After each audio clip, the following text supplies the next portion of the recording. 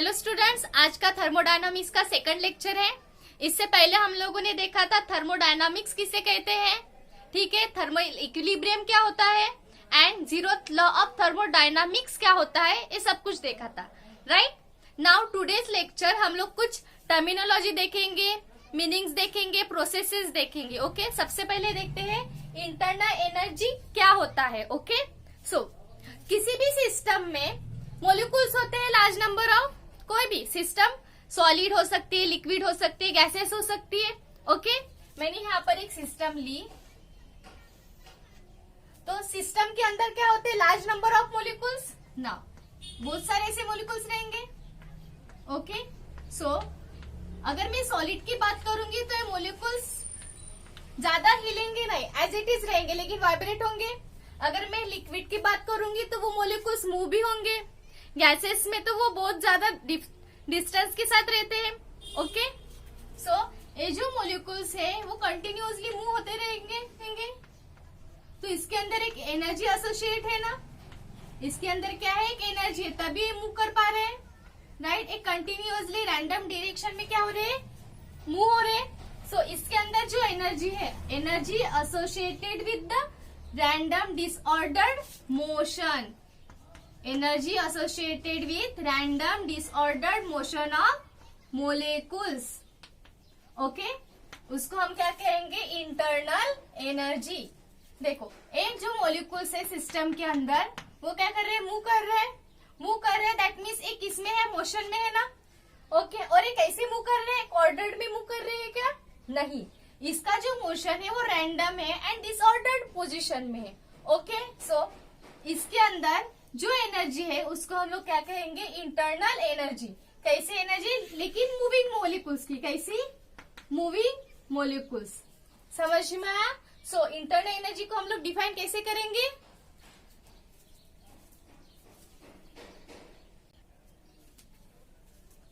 Internal energy is defined as the energy associated with the random disordered motion of the molecules of a system. Okay now see one example.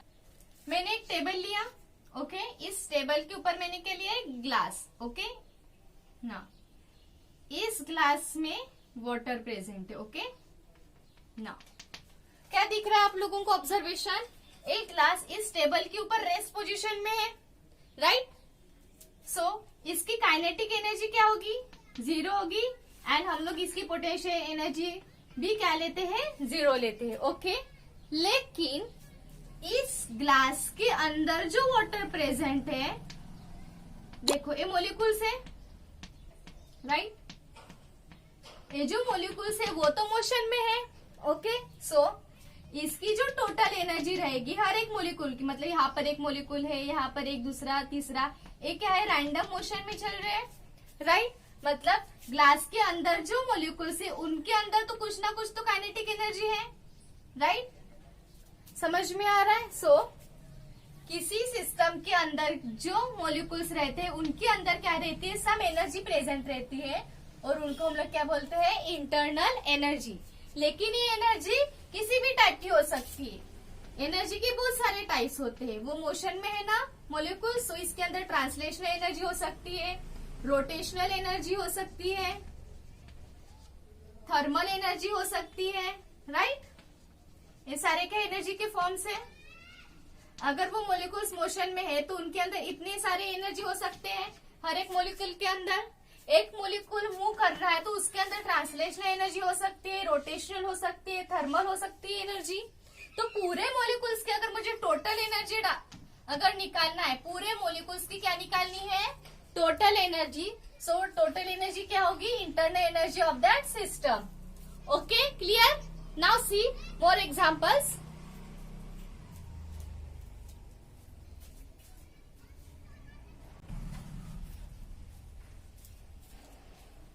Internal energy को हम लोग you से denote करते हैं, किससे, capital you से। Okay ना for mono atomic gas, mono means 1, mono means क्या होता है, 1 एटम, मतलब ऐसी गैस जिसके अंदर कितने एटम है, ओनली 1 एटम।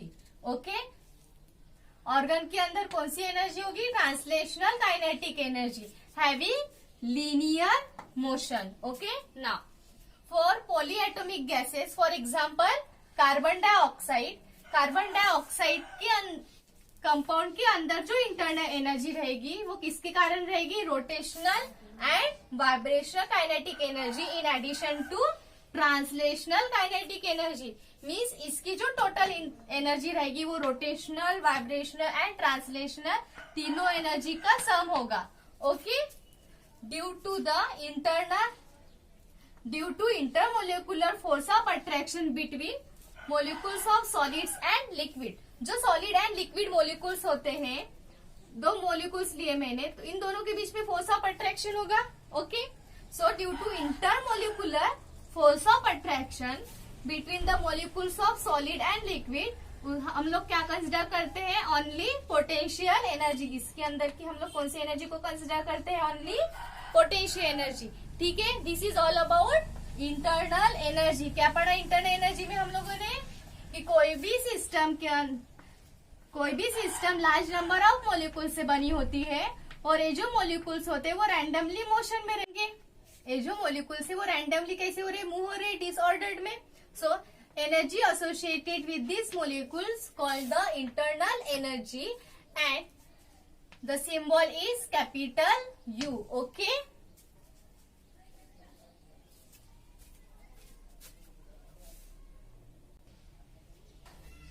नाउ अभी हम लोग देखते हैं थर्मोडायनामिक सिस्टम किसे कहते हैं. ओके, सो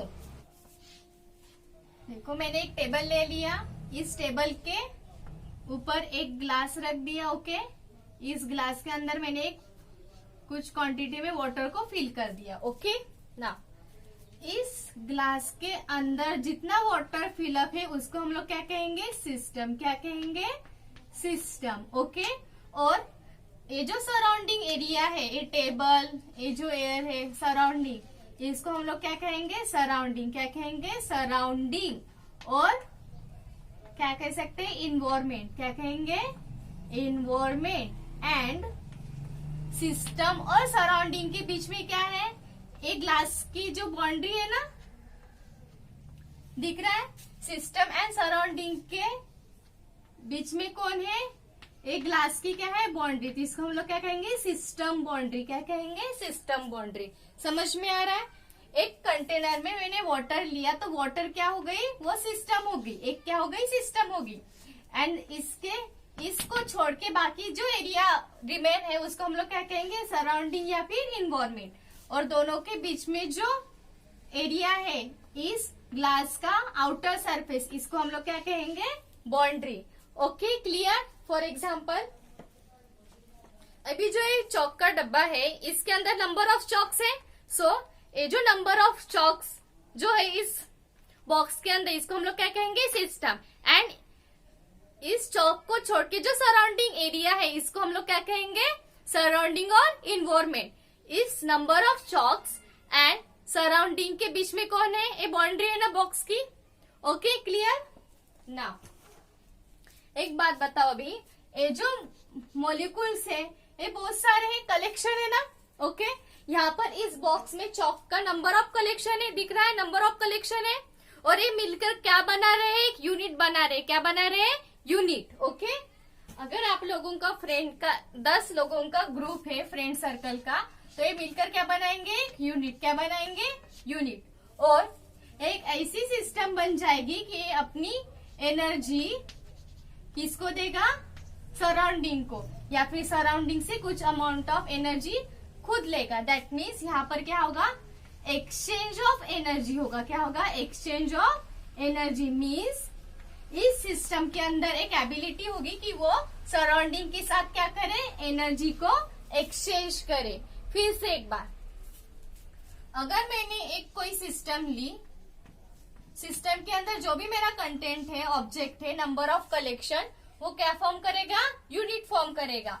ठीक है, उसको हम लोग क्या कहते हैं? सिस्टम. एंड इस सिस्टम को छोड़ के जो भी एरिया बचता है उसको हम क्या कहते हैं? सराउंडिंग. क्या कहते हैं? सराउंडिंग. सिस्टम एंड सराउंडिंग के बीच में एक लेयर दिख रही है, इसको हम क्या कहेंगे? बाउंड्री. क्या कहेंगे? बाउंड्री. ओके, नाउ तो ये सिस्टम क्या कर रही है, इसके अंदर एक एबिलिटी है कि ये एनर्जी क्या करे, एक्सचेंज करे सराउंडिंग के साथ। ओके, इसको हम लोग क्या कहते हैं, थर्मोडायनामिक सिस्टम। ओके, सो इसको डिफाइन कैसे करेंगे,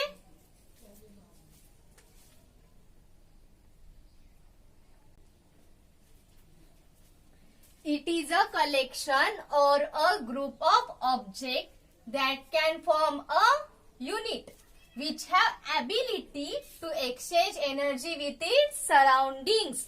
Okay, this is the thermodynamic system.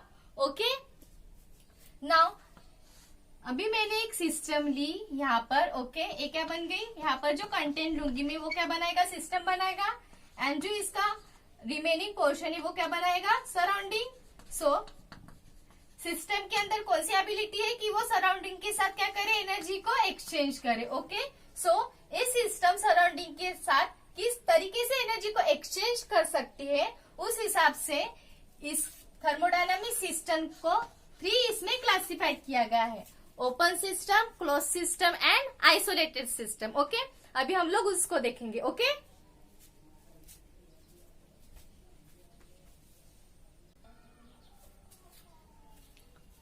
so system classified on the basis of heat transfer, first open system, second closed system and third is isolated system। Step by step देखते हैं, open system किसे कहते हैं, close system किसे कहते हैं and isolated system किसे कहते हैं। Okay, now see what is open system. मैंने एक कंटेनर लिया, इस कंटेनर के अंदर वाटर को फिल कर दिया। ओके, ये क्या है, वाटर है। नाउ इस वाटर को अभी मैं क्या कर रही हूँ, बर्न कर रही हूँ। ओके, सो क्या होगा, आफ्टर 100 डिग्री सेल्सियस, जब ये 100 डिग्री सेल्सियस रीच करेगा तो ये पानी क्या हो जाएगा, बॉईल होना स्टार्ट हो जाएगा, राइट। नाउ जब ये बॉईल होना स्टार्ट करेगा, फिर भी मैं इसको हीट प्रोवाइड कर रही हूँ। सो इस लिक्विड का कन्वर्शन किस में होगा, स्टीम में होगा, एंड ये जो वॉल है इस कंटेनर की वो भी वार्म हो जाएगी। सो ये क्या करेगा, हीट को बाहर भेजेगा और स्टीम भी अपने साथ क्या लेके जाएगी, हीट लेके जाएगी, राइट। नाउ ये जो स्टीम है वो लिक्विड का ही कन्वर्शन है। ओके, सो मुझे एक बात बताओ अभी, क्या यहाँ से एक क्या बनना, कंटेनर में जो वाटर है इसने क्या बनाई थी, सिस्टम बनाई थी, और रिमेनिंग पोर्शन क्या था मेरा, सराउंडिंग था, राइट। सही है ना, ये सिस्टम है और ये क्या है, सराउंडिंग है।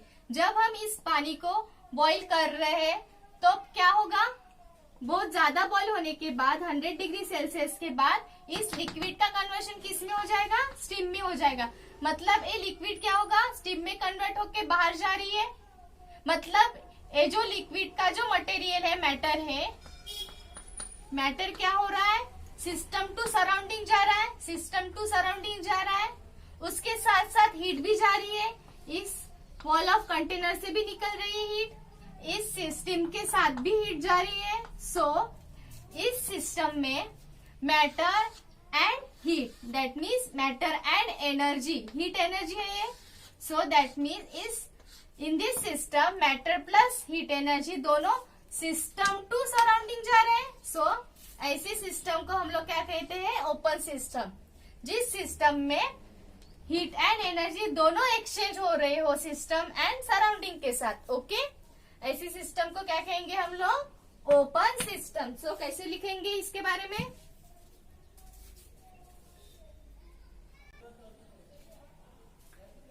so an open system is a system that freely allows exchange of energy and matter with its environment, environment लिखो या फिर सराउंडिंग लिखो, ठीक है ना।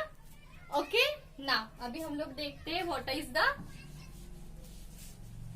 नाउ अभी हम लोग देखते हैं क्लोज सिस्टम किसे कहते हैं। Okay, second is closed system. Okay, now अभी फिर से मैंने एक कंटेनर लिया, कंटेनर के अंदर वाटर को फिल कर दिया। ओके, सो इसने क्या बना, अभी एक सिस्टम बन गई है ना, और रिमेनिंग पोर्शन क्या है मेरा, इन्वायरमेंट और सराउंडिंग। ओके, सो अभी इस टाइम मैंने क्या किया, इसके ऊपर क्या कर रख दी, एक लीड रख दी, ढक्कन रख दिया, दैट मीन्स लीड। ओके सो और अभी मैं इस सिस्टम को, इस वाटर को क्या कर रही हूँ, अभी मैं इस सिस्टम को क्या कर रही हूँ, बंद कर रही हूँ। तो क्या होगा, ये वाटर बॉईल हो जाएगा, 100 डिग्री सेल्सियस पर ये वाटर क्या हो जाएगा, बॉईल होने लगेगा, राइट ना। जब ये वाटर बॉईल होने लगेगा तब फिर से स्टीम को फॉर्म करेगा, लेकिन इस लीड के वजह से क्या स्टीम बाहर जाएगी, नहीं, लेकिन ये जो वॉल है इस कंटेनर का वो तो गर्म हो गया है, तो वो क्या करेगा, इस सराउंडिंग एरिया भी इसका क्या हो जाएगा, हॉट हो जाएगा। सो ये क्या हीट एक्सचेंज कर रहा है, सिस्टम इन्वायरमेंट के साथ ओनली हीट को एक्सचेंज कर रहा है, एंड मैटर को एक्सचेंज कर पा रहा है क्या, नहीं, मैटर को एक्सचेंज नहीं कर पा रहा है due to this lid. Okay so close system किसे कहेंगे, ऐसी सिस्टम जो सिर्फ और सिर्फ हीट को ही एक्सचेंज करे इन्वायरमेंट के साथ और सराउंडिंग के साथ, मैटर को नहीं। सो इसको हम लोग कैसे डिफाइन कर सकते हैं,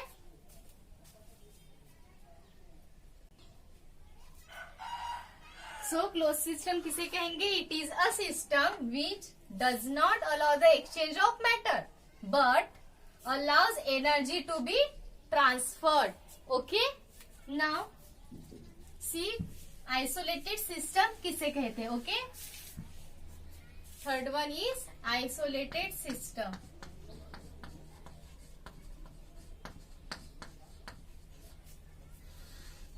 नाउ आइसोलेटेड सिस्टम में क्या होता है, मैंने अभी एक सिस्टम कंसिडर की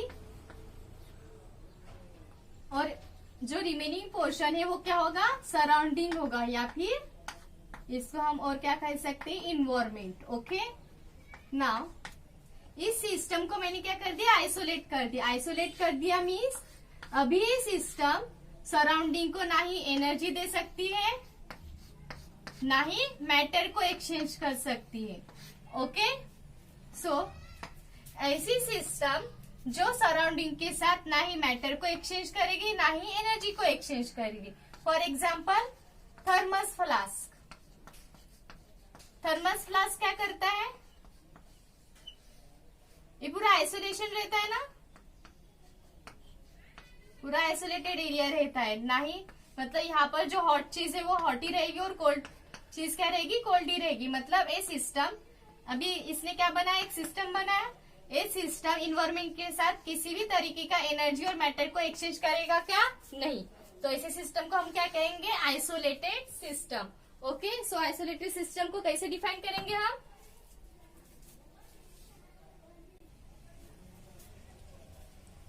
सो an isolated system is completely sealed, वो सील्ड रहती है पूरी तरीके से, matter as well as heat can not be exchange, can not be exchange with its environment. ऐसे सिस्टम को हम लोग क्या कहते हैं, isolated system. Now system classified on the basis of heat transfer. हम लोगों ने 3 सिस्टम देखे, first is open system, second close system, third is isolated system. Okay open system में क्या देखा हम लोगों ने, एक कंटेनर लिया और इसमें हम लोगों ने वाटर रख दिया। ओके इसको हम लोग बॉईल कर रहे हैं। सो इस केस में क्या हो रहा है, मैटर प्लस एनर्जी दोनों क्या हो रहे हैं, सिस्टम और सराउंडिंग के साथ क्या हो रहे हैं, एक्सचेंज हो रहे हैं। Okay now in case of close system हम लोगों ने क्या किया था, इस वाटर को इसमें भी बॉईल कर रहे हैं, लेकिन केस इज दैट इसके ऊपर हम लोगों ने एक लीड रखा था, उसकी वजह से क्या हो रहा है, सिस्टम, ये जो सिस्टम है वो सराउंडिंग के साथ ओनली एनर्जी को एक्सचेंज कर रहा है। Okay now in case of isolated system हमारी जो सिस्टम है वो पूरी तरीके से क्या है, सील्ड है विथ इन्वायरमेंट और सराउंडिंग, जिसके वजह से क्या हो रहा है, सिस्टम और मैटर के बीच में कोई भी एक्सचेंज नहीं हो रहा है। दैट मीन्स ना ही एनर्जी जा रही है ना ही मैटर जा रहा है। This is all about systems, classification of system. Okay now today's class हम लोगों ने क्या क्या पढ़ा, सबसे पहले हम लोगों ने इंटरनल एनर्जी क्या होता है पढ़ा, और सेकंड हम लोगों ने थर्मोडायनामिक सिस्टम किसे कहते हैं एंड उसका हम लोगों ने क्लासिफिकेशन पढ़ा. Okay, this is all about today's class. Okay, thank you.